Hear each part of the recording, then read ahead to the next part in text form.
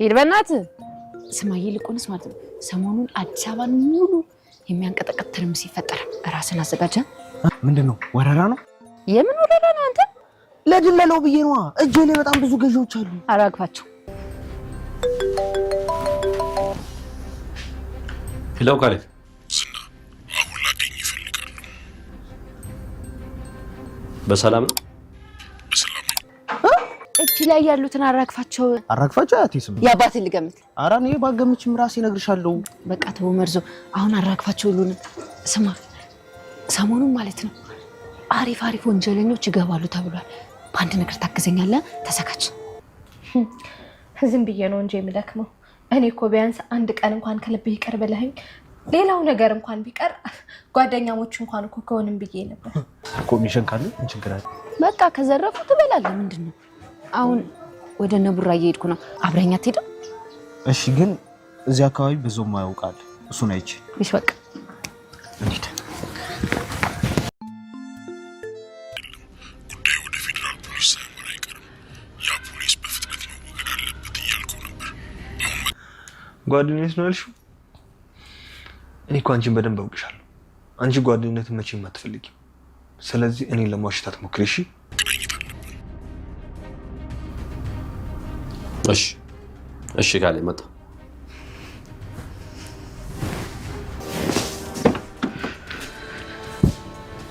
ዌልካም ብለናል እሺ ቆይታ ጥሩ ነው ሉላ እኮ ክንፏን ያራገፈች መልአክ ናት ያውም ሴት መልአክ መሀይብ ነህ እንዴ መላእክቶች እኮ ጾታ የላቸውም ነው ዲግሪን በዘመር ነው ያገኘው አረ በጭራሽ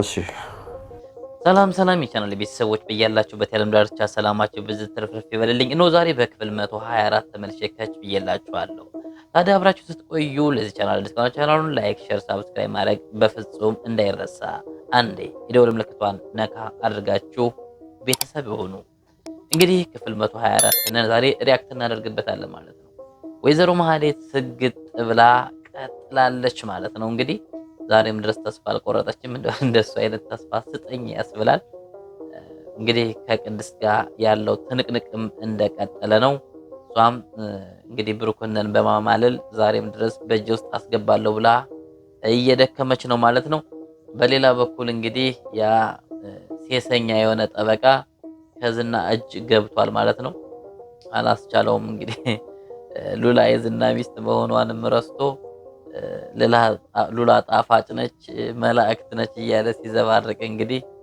ዝና የታባህያት ሲል እንቀርጎታል ማለት ነው በለፈለፉ ባፍ ይጠፉ ማለት ይሄ ነው እንግዲህ ድሮም በነገራችን ላይ የሴት ሴሰኝነት ያለበት ሰው መጨረሻ ሄዶ የሚጠፋው በሴት ነው እንግዲህ የሰው ሚስት አማገጣለሁ ብሎ ሲለፋ ሲዳክር ሉላና ሞገስ እንግዲህ ዝናን ስለሚፈሩት ያችንን ደካማ ጎን በመጠቀም በዝና በማስፈራራት ሉላን እተኛለሁ ብሎ ነበር ሐሳቢው የነበረው እንጂ ሉላ የዝና ሚስት መሆኗን በጭራሽ አላወቀም ማለት ነው ግን እንግዲህ ሲያንከለክል ወስዶ ዝና ላይ ጥሎታል ማለት ነው እንግዲህ እነሱም ሉላና ሞገስም ሾህን በሾህ ማድረግ መቻል አለብን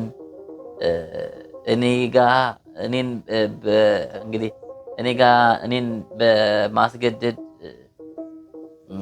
እኔን በፍቅር መመኘቱ ወይም እኔንን በማስገደድ ዞ ለመተኛት መሞከሩን ዝና ቢሰማ ያጠፋዋል ያለችው ነው እንግዲህ ሞገስም ይሄን አጋጣሚ ተጠቅመን እሾህን በሾህ ዝና ይሄንን ጠበቃ እንዲያጠፋው የማድረግ ስራ መስራት አለብን እያሉ ነው እንግዲህ ምናልባት እነሱ ምን ሊያደርጉ ይችላሉ አላቅም ግን ዝናም አውቆታል ማለት ያው ሰውየው ላይ የሚያይበት ነገር አክቲንጉ ድረስ ሳላለውምና ሳያስበው የሚዘባጥረው ነገር ዝና እንዲባንንበትና እንዲነቃበት አድርጎታል ማለት ነው እንግዲህ በሽጉጥ ጭንቅላቱ ይደቅኑበታል ይጨርሰው ያተርፈው እንግዲህ ያቶ ዝና ነው ማለት ነው በሌላ በኩል እንግዲህ አቶ ዝና እወድሃለሁ ስትለው ትህትና በጣም ደንግጧል። ትህትና የሆነ ሴራ ያሰበች ይመስለኛልና የዝናን ደካማ ጎን አጥንተዋለች። እንግዲህ ዝናም የበታችነት ስሜት ስላለበት ሉላ ጋም እያለ እወድሃለሁ በኝ እያለ በሚያስጨንቃት ዛሬም ትህትና ላይ እወድሃለሁ በኝ እያለ ትህትና መውጫ መግቢያ እያሳጣት ነው ማለት ነው። ምናልባት እንግዲህ ትህትናን ኩላሊቷን ሊሸጡ ነው ከዚህ ቀደም። ምክንያቱም ከአባቷ ገንዘብ እያስላኩ ሲቀበሉ ነበር። አሁን ግን አባቷ ምንም አይነት ገንዘብ መላክ ስለማይችል እና አቅም ስላጣ እንግዲህ የመጨረሻ አማራጭ ኩላሊቷን ለባለ ሀብት ሊሸጡ ተነጋግረዋል ማለት ነው። እንግዲህ 5 ቀን ቀርቷታል ትህትና። ስለዚህ ትህትና ከመሞቷ በፊት ወይም እነሱ ይህንን እርምጃ በሷ ላይ ከመውሰዱ በፊት ዝናን ደካማ ጎን በመፈለግና በፍቅር የማማለል ስራ ልትሰራ ወስናለች። እንግዲህ እሷም ያው እወድሃለሁ ስትለው በጣም ተደናግጧል። በነገራችን ላይ ዝና ትህትናን የሚፈልጋት ነው የሚመስለኝ።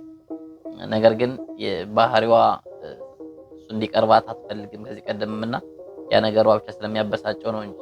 ነገር ግን አሁን ትህትና ከልቧ ባይሆንም ለሴራ ዝናን እወድሃለሁ ብለዋለች ማለት ነው። ምናልባት እንግዲህ ዝና ቀጥታ ወደ ገደለው ንግባ ካላላት በስተቀር በሆነ ነገር ልታጃጅለው እሱም ማመን ጆሮውን ማመን አጥቷል። እንግዲህ እወድሃለሁ ስትለው ጆሮውን ማመን ከብዶታል ማለት ነው። እንግዲህ በሌላ በኩል ኤፍራታና መርዞ እንግዲህ ፍቅራቸውን እያጧጧፉት ነው። ስቶቭ እሰራለሁ ኤሌክትሪክ ተይዟል። የደላላ ነገር ገንዘብ ላለ ማውጣት የሚያደርገው ጥረት አሮጌ ስቶቭ ነው አዲስ ግዛ ሊትለዋለች አሰርቻ መጣልሽ ያለው ውጭ ላይ ይላል። ከሷ ጭን ላይ ገደም ብሎ ለመተኛት ኤሌክትሪክ ያዘችው ነው። አይ ወንድ ልጅ ፈተና የወንድ ልጅ ፈተና ትላለህ። ዝና ሙዚቃ ጠፍቷል እየተባለ ነው። ምን አይነት ፈተና ነው ትላለህ? ሙዚቃ ጠፍቷል፣ ሃርድ ዲስክ ተበላሽቷል እየተባለ ነው።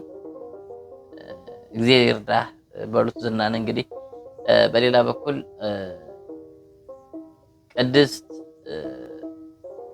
ምሳሌን እናትሽ ልሆን ነው ሽማግሌ ሊላክ ነው እያለቻት ነው። ለምንድን ነው ሽማግሌ የሚላከው? ለኔ እናት ለመሆን ነው ወይ ሽማግሌ የሚላክብኝ እያለቻት ነው። ለአንቺ እናት ሲሆን ለአባትሽ ደግሞ ሚስት ነኝ እያለቻት ነው። እንግዲህ እሱን ትቀበላለች አትቀበልም አብረን የምናየው ይሆናል ማለት ነው። በነገራችን ላይ አሁን ጫፍ ላይ እየደረሰ ይመስለኛል። ነገሮቹ እየተረጋጉ መጥተዋል። ማህሌትም ብሩክ ይቅርታ እንደማያደርግላት አስረግጦ ነግሯታል ማለት ነው። ከዚህ በኋላ ምናልባት እሷ ይቅርታ እያለች የምትልሞሰሞስበት ምንም አይነት ምክንያት የለም። ቅድስትም እንግዲህ ሙሉ በሙሉ አረጋግጣለች ማለት ነው። ግን እናንተ ስትገምቱ ብሩክና ቅድስት እንዴት ነው ነገር ይሆናል? አደፋ እንትን ብለውታል እንዴ? እንዴት ነው? የለም እንዴት ነው ነገሩ?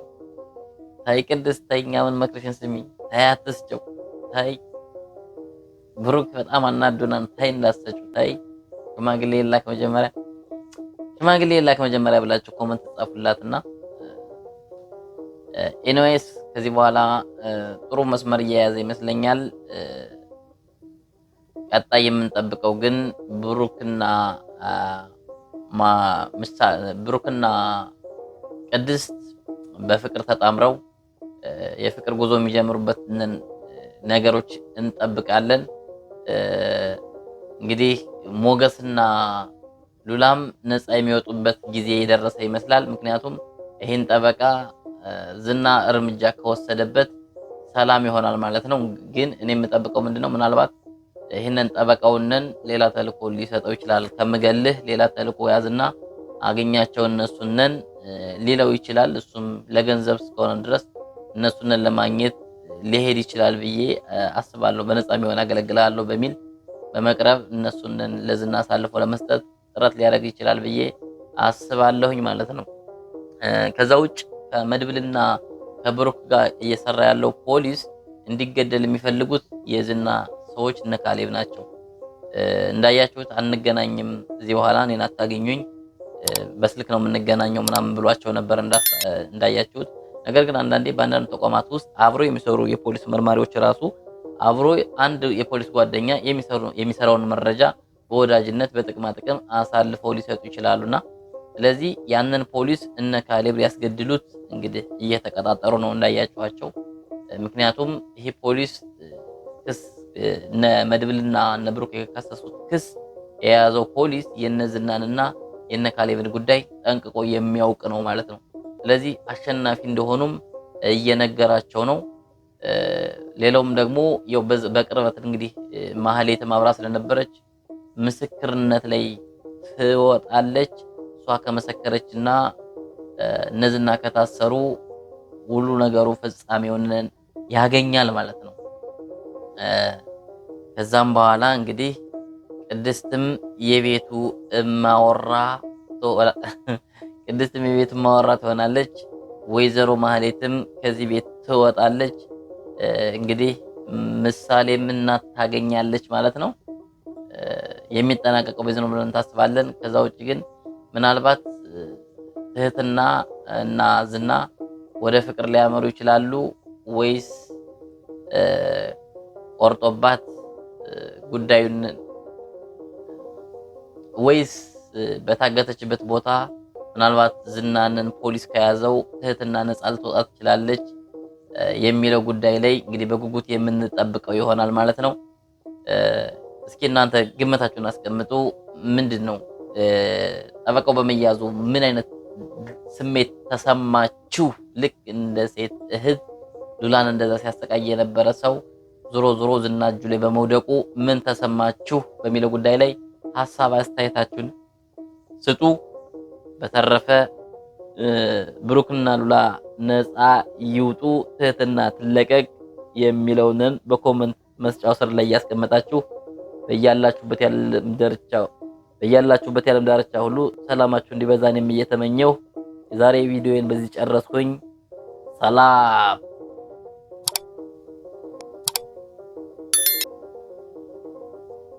በነገራችን ላይ ይቅርታ ትልቅ ነገር ነው። አሁን ብሩክ እኔ ፈጣሪ አይደለሁም ይቅርታ አላደርግልሽም ከሚላት ይልቅ ይቅርታ ብሏት ነገር ግን አብሮ እንደማይቀጥሉ ቢነግራት በጣም ጥሩ ነው። ምክንያቱም እኛ ሰዎች የተፈጠርነው በእግዚአብሔር አምሳል ነው እና ክርስቶስ ደግሞ ይቅር ባይነትን አስተምሮናል። ስለዚህ ይቅርታ ብሏት ነገር ግን ከሷ ጋር እንደማይቀጥል መናገር መቻል አለበት። እኔ ሰው ነኝ ይቅር አልልሽም ከሚላት ይልቅ ምክንያቱም ማህሌት ኦልሬዲ ከጥፋቷ ተጸጽታለች ማለት ነው።